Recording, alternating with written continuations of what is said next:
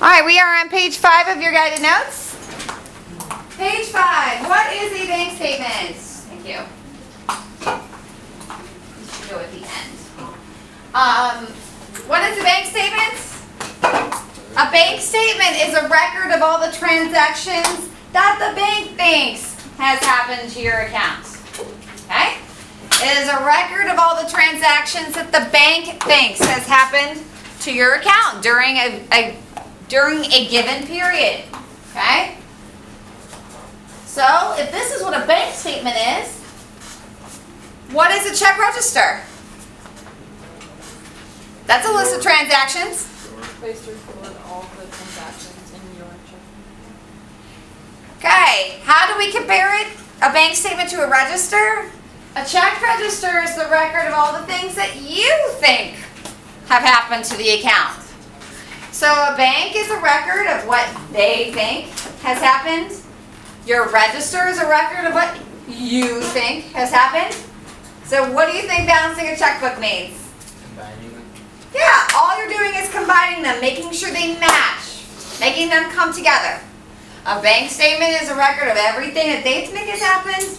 Your register is a record of everything that you think has happened, and you're just matching them up, okay? So that's all we're doing with balancing a checkbook, okay? You're going to receive your bank statement monthly, but I will tell you this, not necessarily by calendar year, all right? So if you're getting a bank statement and it says something from such as the 2nd of the month through the 1st of another month, don't panic and be like, oh, it has to be a perfect calendar year of the month of April. Don't worry about that, okay? It is going to be sent to you in a couple of different ways. It can be sent to you electronically, or it can be sent to you in paper form in the mail to your home. I'm going to strongly encourage you to accept it in paper form, all right? Just because a bank says, oh, we can provide it to you electronically, for me, that's not much of a benefit because of online banking. I can get my bank statement at any time, anyway, right? This isn't the place to save a treat, all right? We want to have that sent to your house in paper form. So it's a reminder for us, number one, to balance our checkbook. And secondly, you need it in paper form to balance your checkbook anyway. So save yourself the printing hassle, all right, and the ink and everything else, and accept it in paper form, at least until you've had a checking account for a while, and then you might become more proficient. But at least the first several years, I encourage you to accept it in paper copy form, okay?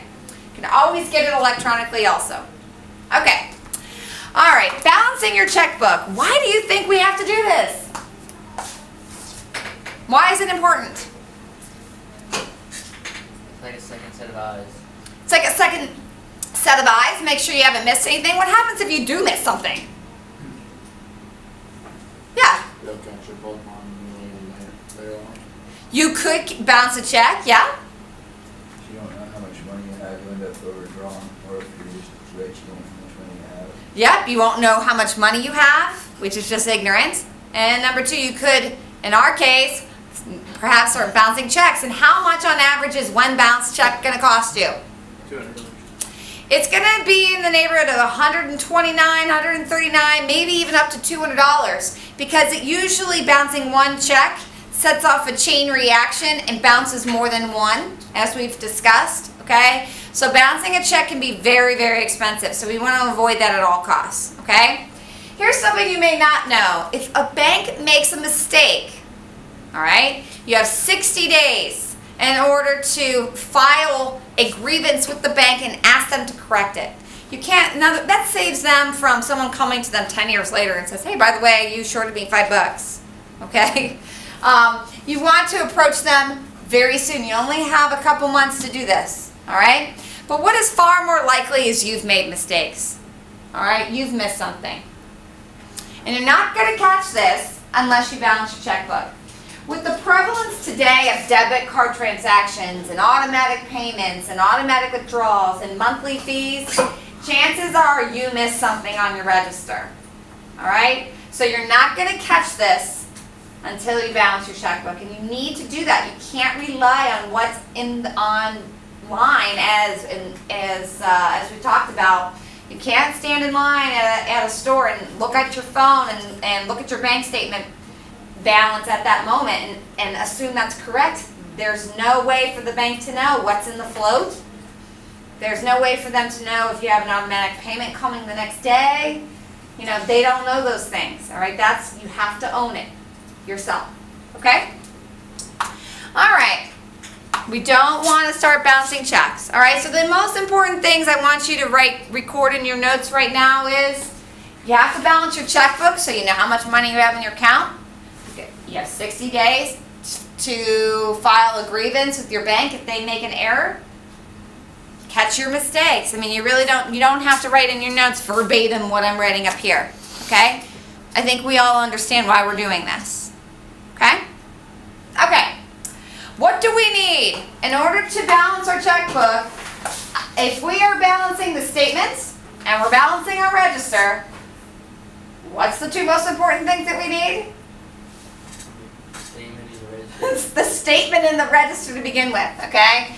So we need the check register and we need the bank statement, okay? Highly recommend pencil instead of pen, but something to write with would be great. Reconciliation sheet, more on that in just a second. A piece of paper and a calculator would be great, all right? As far as the reconciliation form, what is that? Well, this is just a form you fill out that helps you balance your checkbook. And where do you think we can get those? Bank. You can obviously get them from the bank. And nowadays, though, where would you go? Just go online, Google the darn thing. All right? And you'll find bank statement, balancing a checkbook, reconciliation sheet, things like that. Of course, you're going to get the version that I have, provided that it's going to be available to you in class. You can always use that as well, or contact me in a couple years. I'd be happy to provide that to you. But nowadays, you can always get things online or just ask your bank. And here's a helpful hint, and another reason why I want you guys to obtain the paper copy of your bank statements. Many times, not all, but many times, banks provide you the reconciliation form right on the back of your bank statement. Okay? So you often have it right then and there. You don't have to do anything else if you're getting your bank statement in paper copy to your home. Okay? But you're going to need a reconciliation sheet. All right? Now, balancing a checkbook, some people say, oh, it's so hard, it's so frustrating. Well, you can actually break down the process of balancing your checkbook in 2 steps. All right? And I have a funny way of describing the very first one. All right? I like to think of it as we're going back to Sesame Street. All right? And I call it matchy-matchy. Matchy-matchy. We're literally looking at the statement and the register and trying to figure out what doesn't match, circle things that don't match, and that's it. That's matchy-matchy. And then you fill out the reconciliation form. That's step number 2. Bing, bing, boom, we're done. You know where most of the mistakes occur? Not in the form, but matchy-matchy, because people go too quickly. Okay? So, strong advice here. Work super slow. If there is a painstaking part of balancing your checkbook, it's matchy-matchy just because it's slow and tedious. You just have to go transaction by transaction by transaction by transaction. Okay? And we're going to go through this in class. All right? Today we're going to go through one practice together. All right? Our next class time, we're going to do another one together. You are then going to do a third one by yourself, a solo practice. And then 4th will be your quiz. So just so you know where we're headed, we're going to do a couple practices together, one by yourself, and then a quiz of a high point value. Okay? Today we're going to go as the slowest as we will, because this is your introduction to balancing your checkbook. So we're going to take this nice and slow the first time around. Second time we're going to go a little bit faster. Third, obviously, is going to be much quicker, and that'll be the last time before your quiz. Okay? All right, so the very first thing we want to do is a guided practice on balancing your checkbook number 1. All right. I think. Yep, here's one here. Is it these?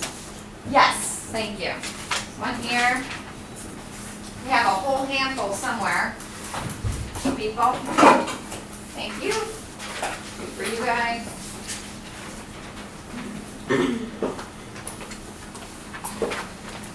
Does anyone have any more copies? Anywhere? Okay.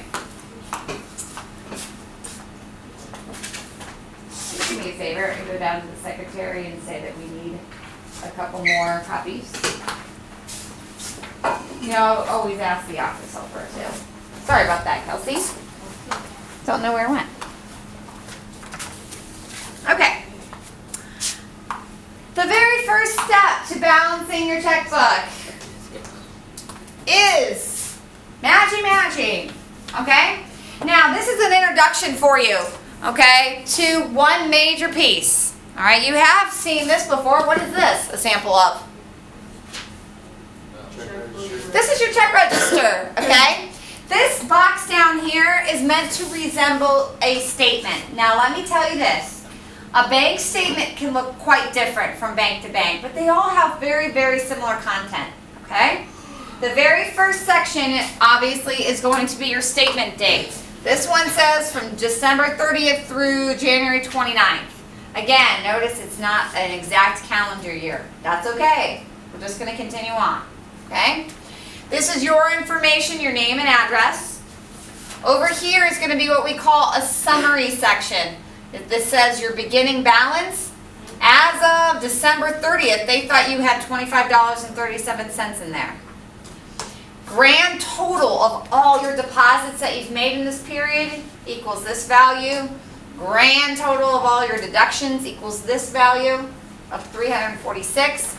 And finally, your ending balance, what they thought you had on January 29th is there. That's just a little summary of totals that they've done for you, okay? The next bottom portion is actually can be divided into 3 sections, and I encourage you to make these boxes on your statement before you begin matchy. It just seems to make things simpler, all right? This box here is for checks, okay? No other transactions will occur in this box other than checks, okay? This is check number 1002 for $65.25. Notice this asterisk row here. And then check number 1004. What do you think this asterisk here is meant to represent?